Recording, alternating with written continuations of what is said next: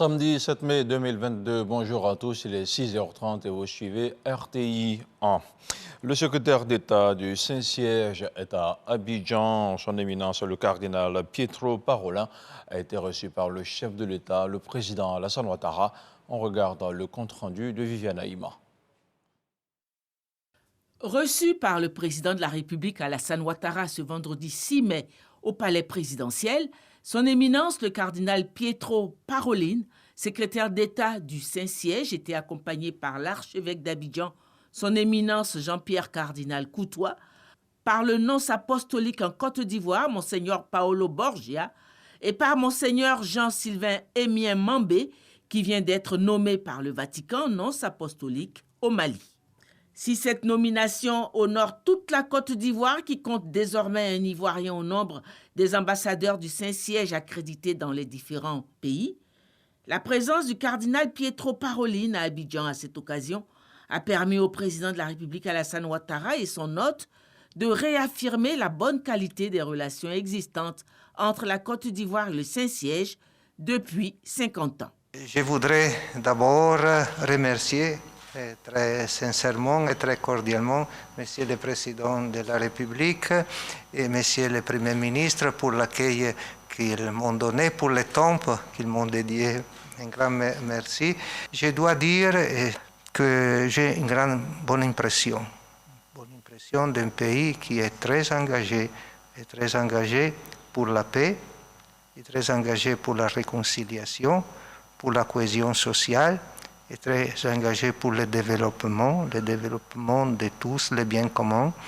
Et vous savez que ça, ce sont des thèmes qui sont très, très importants pour le Saint-Siège. Le Saint-Siège existe, la diplomatie de Saint-Siège existe pour cette finalité. Et alors, on peut vraiment continuer cette collaboration qui dure depuis 50 ans, parce que nous célébrons aussi dans ce moment l'anniversaire, le 50e anniversaire des relations diplomatiques, continuer dans ce sens-là. Collaborer au niveau du Saint-Siège à travers l'annonciature apostolique et l'ambassade de la Côte d'Ivoire à Rome, à travers l'Église locale qui est toujours disposée à donner et à offrir ses moyens, ses ressources aussi pour le bien du pays et pour, disons, des finalités spirituelles et matérielles du développement. Alors, de nouveau, un grand merci, Monsieur le Président, tous les meilleurs vœux pour vous personnellement, pour votre pays et pour vos efforts pour construire une nation, une région, un monde, parce qu'aujourd'hui, nous avons des problèmes mondiaux, hein, la paix, un monde plus juste, plus pacifique, plus solidaire. Nous avons le grand honneur d'avoir la visite du secrétaire d'État, son éminence est avec nous, pour une visite d'amitié, de travail. Et c'est un grand honneur pour les Ivoiriens et toutes les populations vivant en Côte d'Ivoire. Nous avons fait un large tour d'horizon parlant de la Côte d'Ivoire, des progrès que nous avons pu réaliser pour consolider la paix, et également bien sûr la situation de cohésion, de réconciliation dans notre pays. Nous avons également parlé des difficultés dans certains pays voisins et essayer de donner des informations à son éminence, la nécessité d'aller de l'avant avec tous les pays voisins pour trouver la paix. Bien évidemment, nous avons évoqué les questions internationales. C'est depuis le 26 octobre 1970 que la Côte d'Ivoire et le Saint-Siège entretiennent des relations diplomatiques marquées par les visites successives des présidents Houphouët-Boigny, Henri Konan Bédié et Alassane Ouattara au Vatican. Pour rappel, c'est le 16 novembre 2012 que le président de la République Alassane Ouattara était reçu par le pape Benoît XVI. On retient en outre les 3 visites en Côte d'Ivoire de sa sainteté le pape Jean-Paul II, les 10 mai 1980, 10 août 1985 et les 9 et 10 septembre 1990. On reste au palais de la présidence de la République où la coordinatrice du mouvement SON a été reçue par le vice-président Timoko Mélié-Koné et Gerda Verber ont parlé du rôle leader de la Côte d'Ivoire dans la lutte contre la malnutrition. On en parle avec Jérôme Kofi Aboulan. Les échanges entre le vice-président de la République, Thiemoko Méliette Koné, par ailleurs président du Conseil national pour la nutrition, l'alimentation et la petite enfance, et son hôte se sont déroulés dans les nouveaux bureaux du palais présidentiel, au plateau. La rencontre d'environ 3 quarts d'heure leur a permis d'aborder les problèmes liés à la nutrition. À cet effet, la coordonnatrice mondiale du mouvement SAN a indiqué être rassurée quant à la politique menée par la Côte d'Ivoire pour éradiquer le phénomène de la malnutrition. La Côte d'Ivoire veut être un pays leader, non seulement dans la lutte, quand il s'agit de la lutte pour la nutrition, non pas pour remplir le ventre, mais il faut aussi nourrir le corps et permettre à l'alimentation de développer les sens cognitifs. Et donc, le vice-président a encore une fois réitéré son engagement et l'engagement du gouvernement dans son entièreté, dans cet engagement à mener à bien la bonne qualité de nutrition, surtout face à cette situation où on note une augmentation des prix. Et donc, l'engagement du gouvernement dans son entièreté, appuyé par le vice-président, est un engagement fort lorsqu'il s'agit de réduire l'impact et les effets de l'augmentation des prix. Il faut justement les réduire, il faut justement réduire les effets et tout cela pour le bonheur de la population.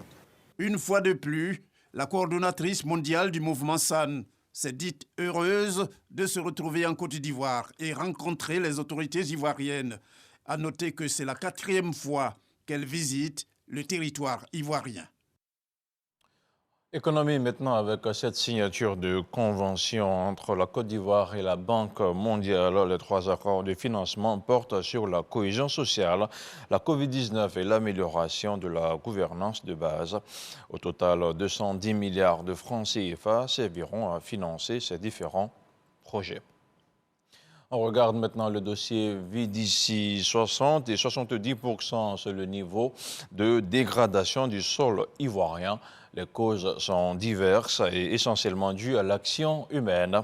On peut citer par exemple l'orpaillage clandestin, les mauvaises méthodes culturelles et la pression démographique.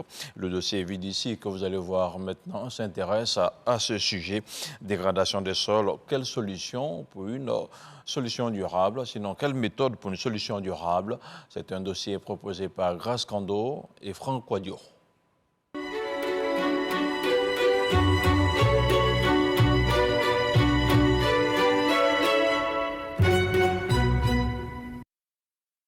Le concept est universel. La dégradation des terres, une des causes de l'aridité du sol, qui, faiblement irrigué, constitue le terreau fertile de la sécheresse.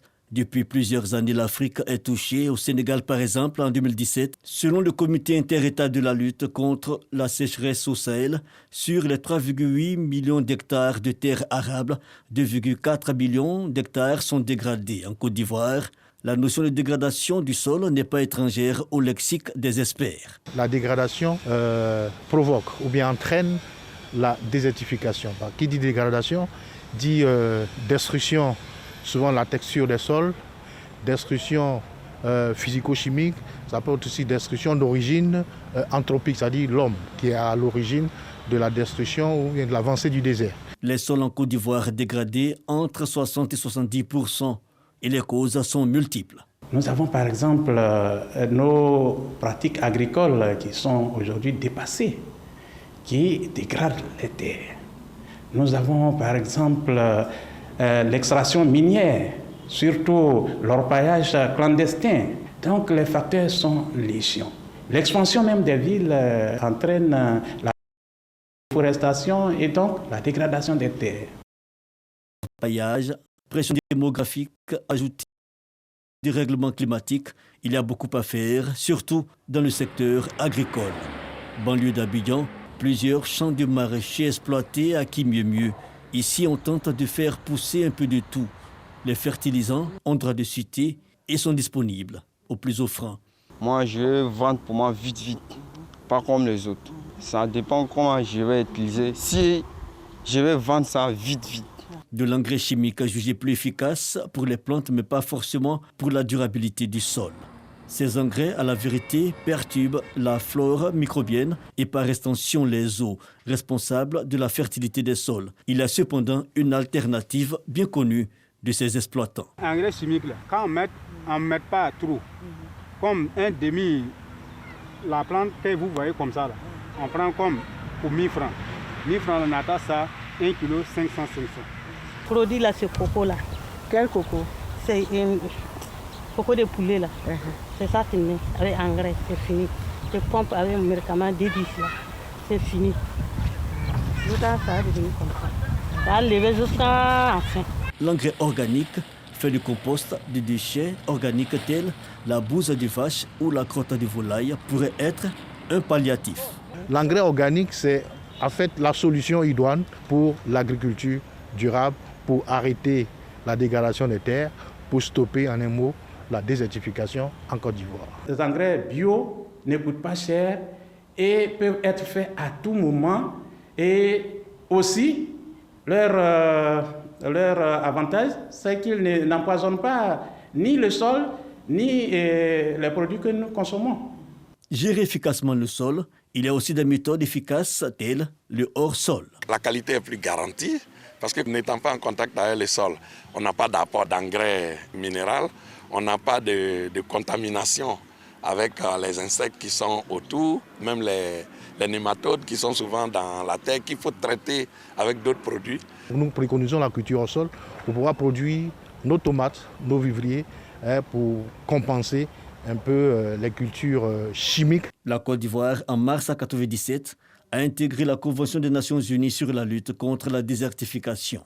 Et ce mécanisme a impliqué l'ensemble des pays menacés par le phénomène. Au niveau national, il y a des initiatives pour implémenter les bonnes pratiques de gestion du sol. Nous envisageons plusieurs solutions, notamment la mise en place d'espèces à croissance rapide qui ont cette caractéristique de fertiliser les sols. Nous prenons comme exemple l'acacia majum. Cela va se faire dans bien des régions pour pouvoir permettre aux populations de restaurer leur sol. Le Fonds des Nations Unies pour l'environnement, en accompagnant les initiatives depuis 2016, veut freiner les migrations des populations liées à la perte de terres touchées par la dégradation du sol.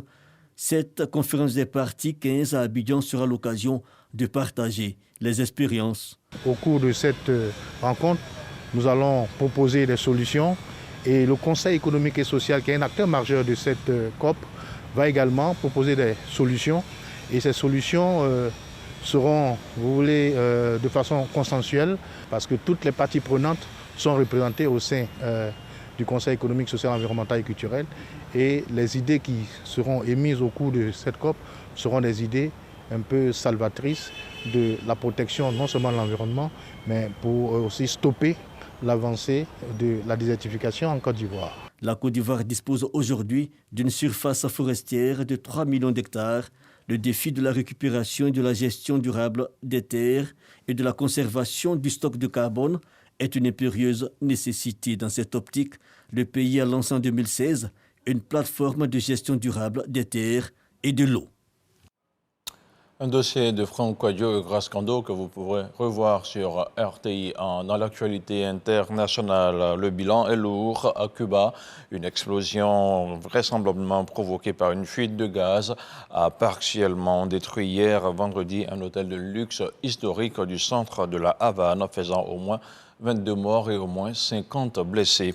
Plusieurs cadavres ont été sortis des décombres en début de soirée. Les autorités ont affirmé que des survivants se trouvaient sous les décombres et ont envoyé des unités canines pour tenter de les retrouver. Et selon le directeur de l'hôpital Calixto Garcia, plusieurs blessés se trouvent dans un état critique. À Haïti, on compte au moins 75 morts après les affrontements entre gangs près de Port-au-Prince. Au cours des 2 dernières semaines, 2 gangs s'y sont violemment affrontés, créant la panique et la fuite d'au moins 9000 habitants. Il est encore impossible pour des raisons sécuritaires de se rendre dans certains quartiers de la zone. Mais le bilan partiel de cette guerre entre bandes est déjà très lourd côté civil. Depuis le début de cette flambée de violence dans la banlieue nord de Port-au-Prince, le 24 avril dernier, le gouvernement haïtien ne s'est pas encore prononcé sur la situation. Voilà qui referme ce 6h30. Merci de votre aimable attention. Restez sur RTI1.